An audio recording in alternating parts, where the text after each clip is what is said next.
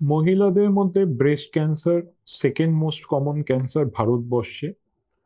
এবং দুর্ভাগ্যবশত breast cancer অনেক সময় অ্যাডভান্স স্টেজে ধরা পড়ে। তো চলুন আজকে আমরা ব্রেস্ট ক্যান্সারের উপসর্গগুলো নিয়ে একটু আলোচনা করব।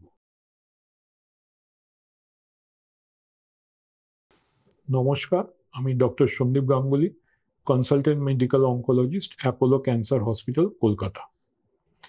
ব্রেস্ট ক্যান্সারের উপসর্গ খুব সাইলেন্টলি গ্রো করে, খুব সাইলেন্টলি শুরু হয়। কিরকম? ধরুন একটা লাম্প বা একটা ফোলা ব্রেস্টে হয়েছে, কিন্তু সেই ফোলাতে কিন্তু কোনো ব্যথা নেই, এবং এই ব্যথা না থাকার জন্য অনেক মানুষই কিন্তু এটাকে অবহেলা করে। তাই কোনো ফোলা যদি বেশি দিন যদি ধরে থাকে, যেটার কোনো ব্যথা নেই, সেটাকে কিন্তু অবহেলা করবেন না, ডাক্তারের সঙ্গে যোগাযোগ করবেন। এই ফোলা সময়ের প্রেক্ষিতে গ্র্যাজুয়ালি বাড়তে থাকে, এবং দেখা যায় যে বগলের তলায় কিন্তু ফোলা, বা আমাদের কলার বোনেও কিন্তু ফোলাটা দেখা যেতে পারে যদি আমরা এটাকে অবহেলা করি।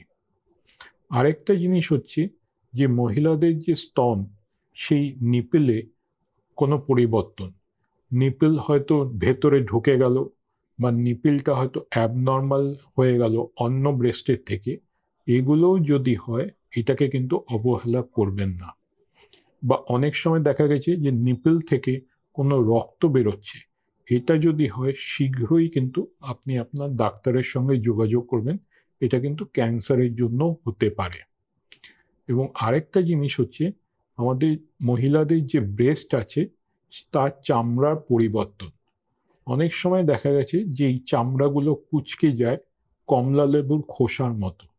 তো এরকম কোনো স্কিনে বা চামড়ায় যদি পরিবর্তন যদি হয়, সেটাকেও কিন্তু আপনি গুরুত্ব দেবেন এবং ডাক্তারের সঙ্গে যোগাযোগ করবেন। আর বাকিগুলো হচ্ছে, ধরুন একটা ব্রেস্ট একটু উপরে উঠে গেল, বা একটা ব্রেস্ট নিচে নেমে গেল, এগুলোকেও কিন্তু আপনি অবহেলা করবেন না।